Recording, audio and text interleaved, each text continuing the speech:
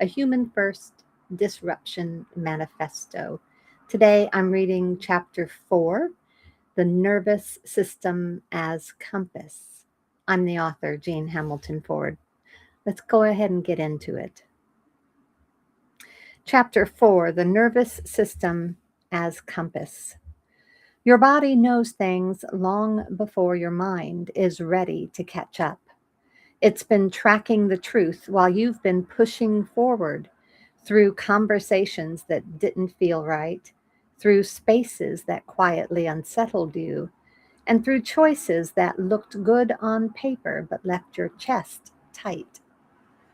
You felt it, that slight constriction around someone whose presence drains you, that breath that deepens when you're finally in a room that feels good.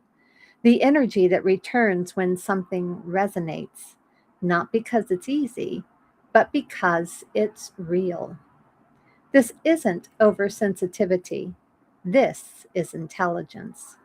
Your nervous system is built to detect what's true, not the version others present, not the version your mind tries to rationalize, but the deeper current of safety, resonance, alignment. You weren't meant to override it. You were meant to listen and follow its lead. The difference between fear and wisdom. Maybe you were taught to maybe you were taught to distrust your sensitivity, to barrel past discomfort and call it strength, to question every internal red flag and override it in favor of logic, performance, or pleasing others. But your nervous system isn't shouting for no reason. It speaks in nuance. It remembers what your mind hasn't yet processed. You've likely felt both excitement that lifts your chest even in uncertainty, and anxiety that contracts your whole field even when everything looks fine. Excitement expands you, anxiety closes you down. The signals are different. One is a doorway, the other, a warning. You've felt the steadiness of a healthy boundary when you say no and your body exhales. You've also felt the contraction of self protection that turns into isolation. Not all resistance is fear. Some of it is truth, keeping you from misalignment. Discernment lives in the body. Wisdom does too. The language your body speaks, your nervous system doesn't speak in words. It speaks in sensation, like when your breath shifts without warning, or your stomach quietly drops while your spine straightens in response. Sometimes your thoughts race, other times they still completely as if the moment fits. And then there's that creeping tension, the kind that shows up when something's just not right. When you're aligned, you don't have to try. Breath comes easier, shoulders drop, energy flows instead of stalling. Time slows just enough for clarity to arrive. Misalignment has its own signals: breath that shortens or disappears, a clenched jaw, static in your thoughts, a push to justify what doesn't quite sit right. Sometimes you land in neutral, steady, alert, without urgency. This isn't apathy, it's coherence. You don't have to earn this wisdom, you just have to listen. Trauma response versus intuitive wisdom. Sensitive systems often learn to second guess themselves, especially when past overwhelm made it unsafe to feel fully. So you adapted. You stopped listening and started numbing. You moved faster instead of slowing down. You explained things away instead of acknowledging what your body already knew. But trauma and intuition feel different. Trauma overwhelms. It pulls you into the past. It loops. It distorts. The body becomes tense, disoriented. Grounding feels far away. Intuition is steady. It arrives in the moment. It may be firm, but it isn't frantic. It doesn't shout. It doesn't confuse. It offers clarity without needing to be explained. The work isn't about being unshakable, it's about staying present long enough to feel what's real. Recalibrating your internal compass. Your system isn't broken, it's overloaded.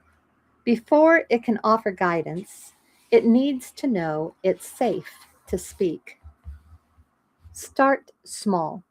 Don't rush. Breathe. Feel. Let your body know you're willing to hear it. Then begin noticing the obvious, the way you feel in different rooms with different people or after different choices. Track what drains you, track what strengthens you. Your nervous system will offer clear signals. You don't need a reason to honor them. You don't need proof or consensus. Something feels off, you get to step away. Something feels resonant, you get to trust it. Pardon me, you get to trust it even if no one else understands why. When you honor these signals, they get louder in the best way, clearer, more reliable, less tangled in thought. Over time, you shift from reacting to responding, and that response is led by truth, not trauma. The highly sensitive advantage. If you're, pardon me again, if you feel everything, you're not too much. You're finely tuned. Sometimes it's the atmosphere. You sense the tension before a single word is spoken. Other times, it's the mismatch between what someone says and what their energy is actually doing. You might recognize a need before it's named or feel the slow unraveling of a relationship well before there's any clear reason why. That's not fragility, that's perception. Most people miss what you catch early. Your system reads the room before anyone else notices there's something to read. It doesn't wait for facts, it feels for truth. While others focus on what's being said, you are already noticing what's being left out. This sensitivity is not something to manage, it's something to value, and it starts with you. Nervous system hygiene. Sensitivity doesn't need protection, it needs rhythm. Begin by meeting yourself in the morning before the world does. Breathe before the inbox. Ask your body what it needs, not just what it can produce. Build in micro pauses.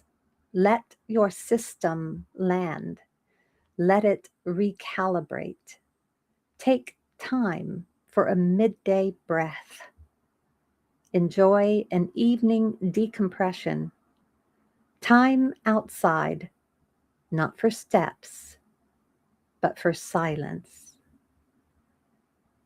Create rituals that release what's been absorbed. Let movement clear what language can't and allow rest to be part of the work. Over the course of each week, let the space around you widen. Carve out more solitude. Let joy exist without needing to prove its worth. Pay closer attention to what strengthens you and what quietly drains. Then, as the month turns, pause long enough to reflect. Where did you shift? What truths did you protect? Which boundaries held? and which ones didn't.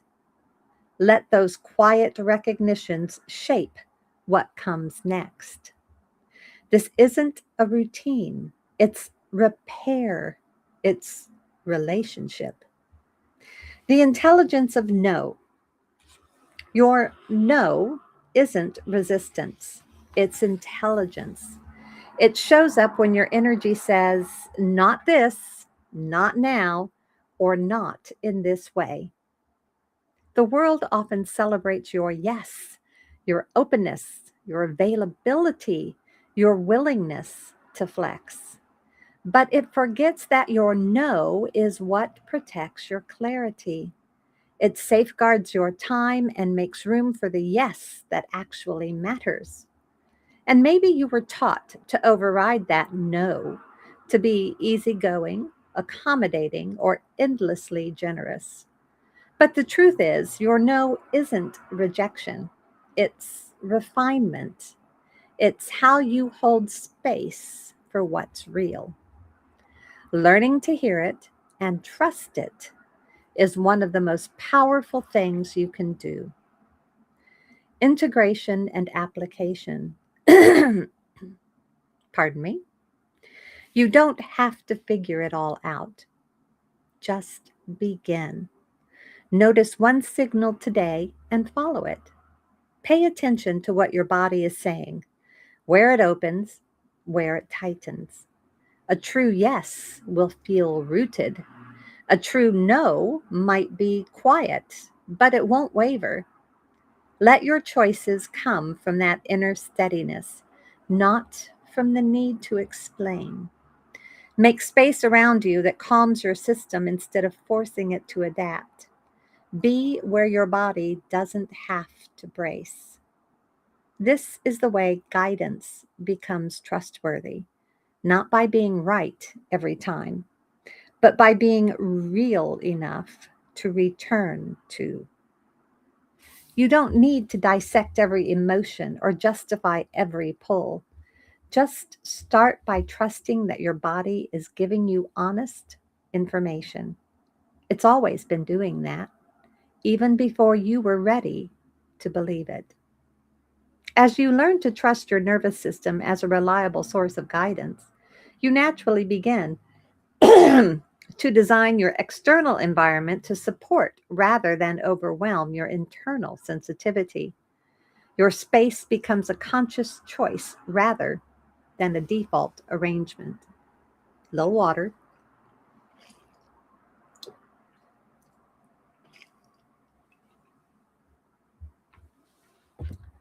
Next, we'll explore what it means to design for energy instead of efficiency.